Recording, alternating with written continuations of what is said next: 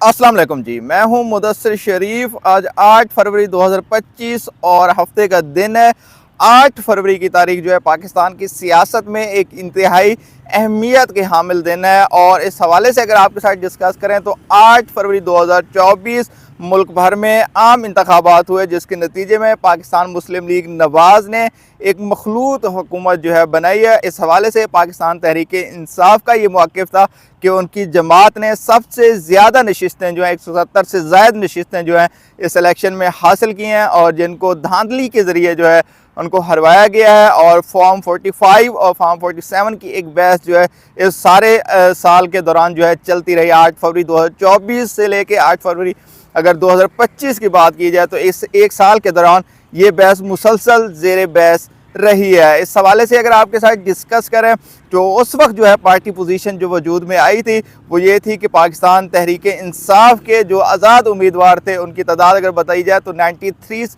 Plus थी, और उसके साथ हुकूमत की यानी पाकिस्तान मुस्लिम लीग नवाज़ की बात की जाए तो तकरीबन 60 प्लस और 70 के दरमियान उनकी जो है पार्टी पोजीशन बन रही थी उस वक्त कौमी असम्बली में। जबकि पाकिस्तान पीपल्स पार्टी की बात की जाए तो वो 54 उनके MNA थे, और जबकि MQM की अगर बात की जाए तो 17 सीटें उन्होंने इस इलेक्शन में निकाली थी। जबकि पाकिस्तान तहरीक इंसाफ के जो आज़ाद उम्मीदवार थे वो कुछ जो है जब ये मखलूत गवर्नमेंट बनना शुरू हुई तो उससे पाकिस्तान तहरीक इंसाफ से चूँकि वो आज़ाद थे वो फिर पाकिस्तान मुस्लिम लीग नवाज़ में शामिल हुए। उसके बाद जो एक फ़ाइनल जो है एक पार्टी पोजीशन सामने आई थी वो ये थी कि 84 तकरीबन जो MNA थे कौमी असम्बली की सीटें थी वो पाकिस्तान तहरीक इंसाफ के हिस्से में आई थी। और उसके बाद अगर बात की 75 के करीब मुस्लिम लीग नवाज़ के, और उसके बाद 54 जो है पाकिस्तान पीपल्स पार्टी और 17 जो है MQM के हिस्से में आई थी। इस हवाले से अगर आपके साथ डिस्कस करें फिर मखसूस नशिस्तों के हवाले से एक बहस छिड़ गई थी कि आया कि ये मखसूस नशिस्तें पाकिस्तान तहरीक इंसाफ को दी जानी चाहिए या नहीं दी जानी चाहिए। पाकिस्तान तहरीक इंसाफ जो है आज़ाद हैसियत में उनका पार्टी निशान जो है उनसे ले लिया गया था, और पाकिस्तान तहरीक इंसाफ के उम्मीदवारों ने आज़ाद हैसियत में जो है इलेक्शन में हिस्सा लिया था। बाद में 13 रुकनी जो है सुप्रीम कोर्ट के बेंच ने ये फैसला दिया था 8-5 की अक्सरियत से, मतलब 8 जजेस ने ये कहा था ये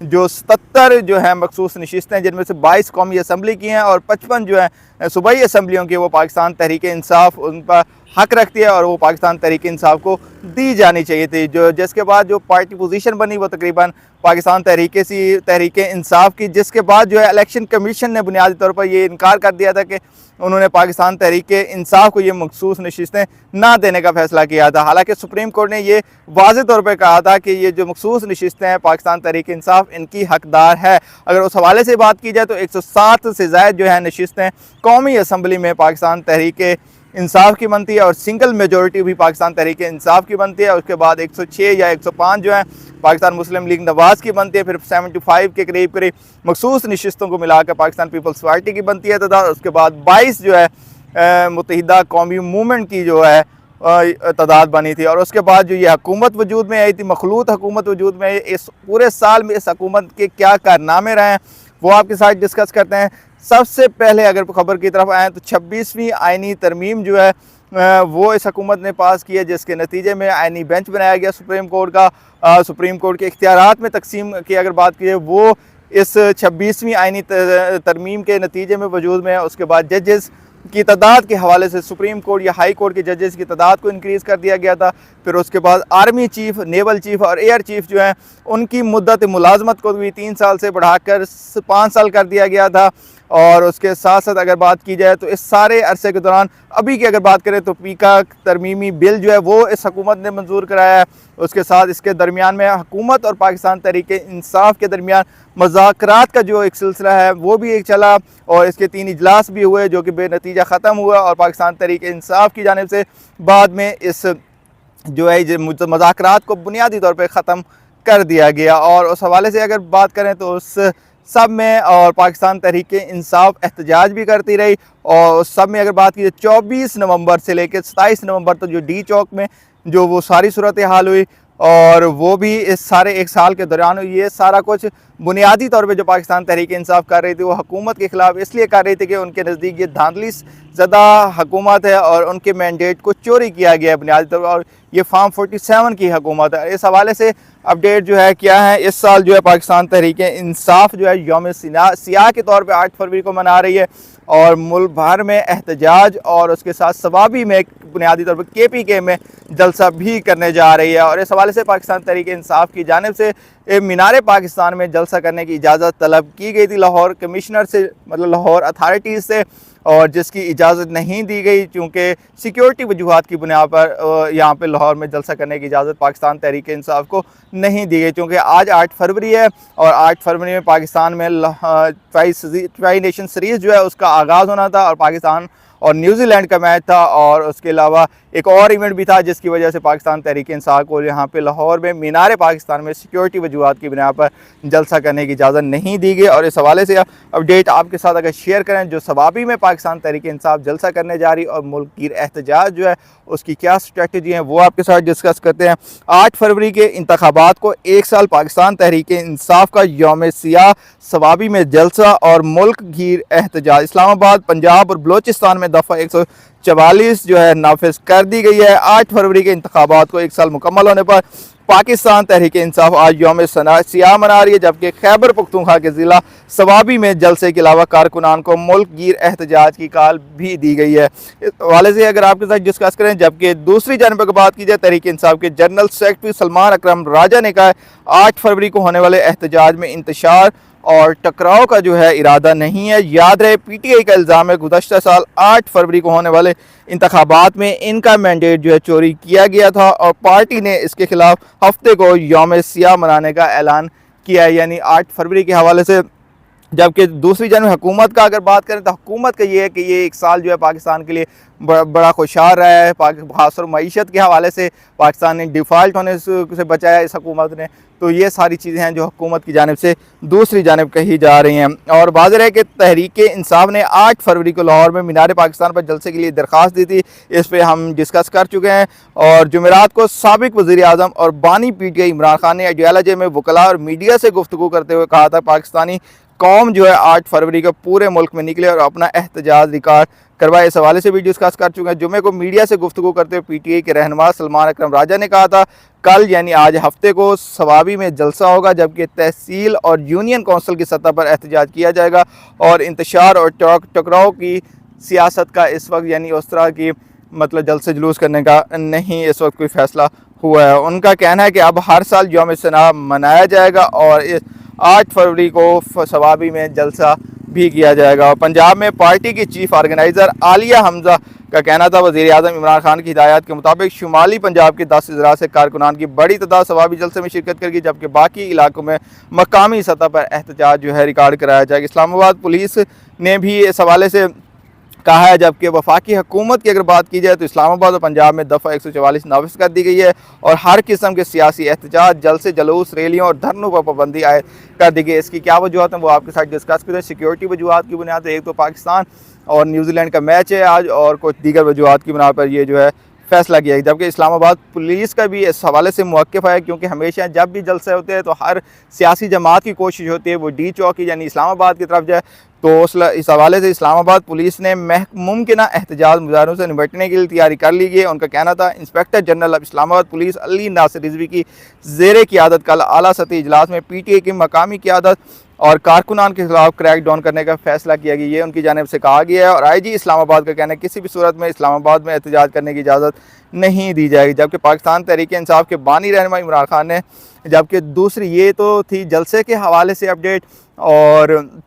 जो पाकिस्तान तहरीक इंसाफ इस वक्त सवाबी में कर रही है 8 फरवरी के हवाले से कर रही है, उनका मानना है जो उनका मैंडेट जो है उसको चोरी किया गया है और एक फॉर्म 47 पर जो है इस हुकूमत को बनाया गया। और इस हवाले से ग्रैंड अलायंस भी बनने जा रहा है अपोजिशन जमातों का, उस हवाले से अपडेट आपके साथ डिस्कस कर रहे हैं। और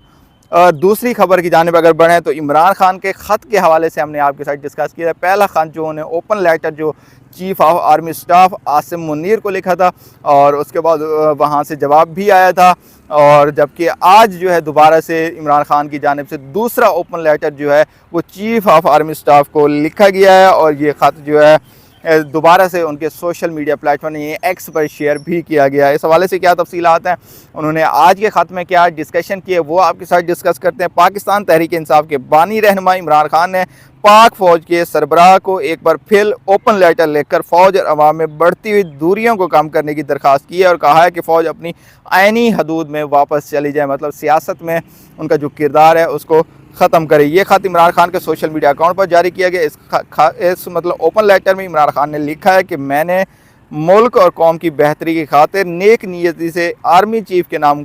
मतलब ओपन लेटर लिखा और ताकि फ़ौज और अवाम के दरमियान दिन ब दिन बढ़ती हुई खलीज को कम किया जा सके, मगर इसका जवाब इंतहाई गैर संजीदगी और गैर ज़िम्मेदारी से दिया गया। यानी उनकी जानिब से जो जवाब दिया गया उन पे इमरान खान का कहना है कि वो जो जवाब था वो इंतहाई गैर संजीदगी और गैर ज़िम्मेदारी से वहाँ से जवाब दिया गया। इमरान खान ने इस खुले ख़त में लिखा है कि मेरा जीना मरना सिर्फ़ और सिर्फ पाकिस्तान में है। मुझे सिर्फ़ और सिर्फ अपनी फ़ौज के तासुर, अवाम और फ़ौज के दरमियान बढ़ती खलीज के मुमकिन ख़तरात को कम करने का मतलब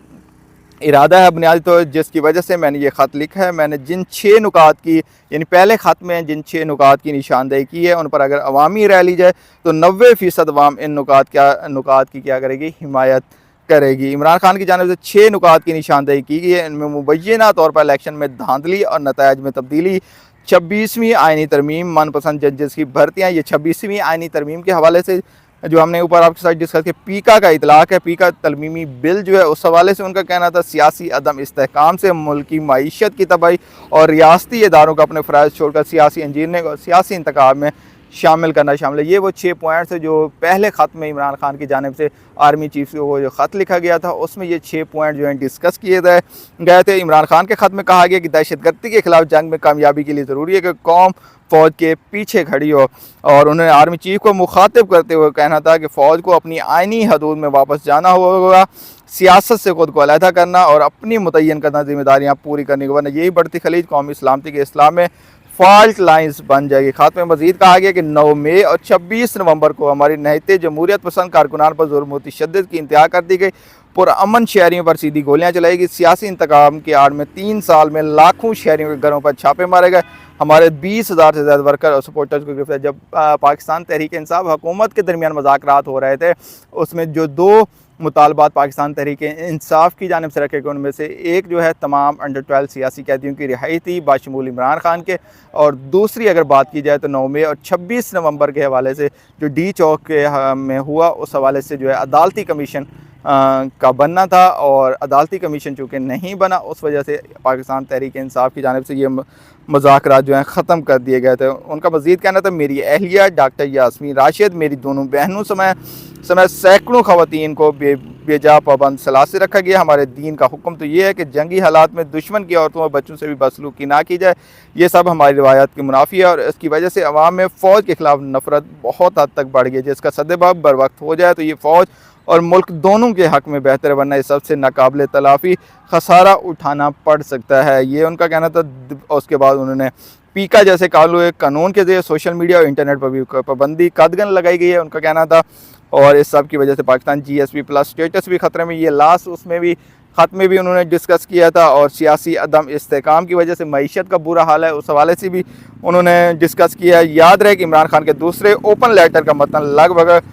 पहले ख़त जैसी है, मतलब हूबहू ज़्यादातर चीज़ें जो है उन्होंने जो पहले ख़त में लिखी हैं वही दूसरे ख़त में भी लिखी हैं, और ये ख़त आज पाकिस्तान के आम इंतखाब को इस साल मुकम्मल होने पर जारी किया। आज उनकी जमात तहरीक इंसाफ यौम सिनाम मना रही है और मुल्क भर में एहतजाज की काल भी दे रखी है, और इस हवाले से जो अपडेट हैं वो ये हैं कि पाकिस्तान तहरीक इंसाफ के जो कारकुनान हैं उनकी गिरफ़्तारियाँ भी हो रहे हैं, चूँकि जब भी एहतजाज या इस तरह की काल दी जाती है पाकिस्तान तहरीक इंसाफ की जानिब से तो हुकूमत की जानिब से ये इस तरह के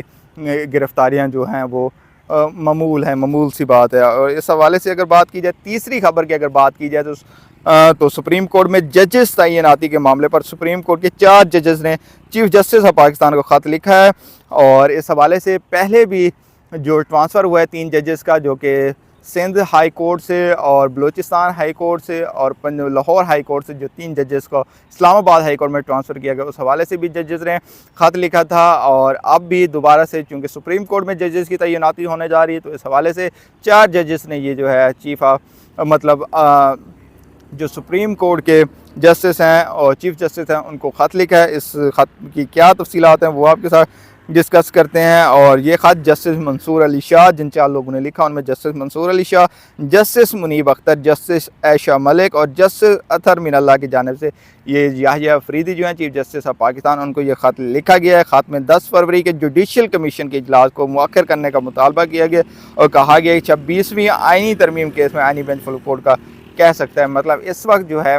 सुप्रीम कोर्ट का जो आइनी बेंच है उसमें 26वीं आइनी तरमीम के हवाले से चूँकि केस चल रहा है तो इस वजह से वो कह रहे हैं कि इसको अभी मुअक्खर कर दिया। जुडिशल कमीशन जो 10 फरवरी का इजलास होना है उसको मुअक्खर कर दिया जाए और जजेस की तयनाती जो हैं उनको भी मुअक्खर कर देना चाहिए।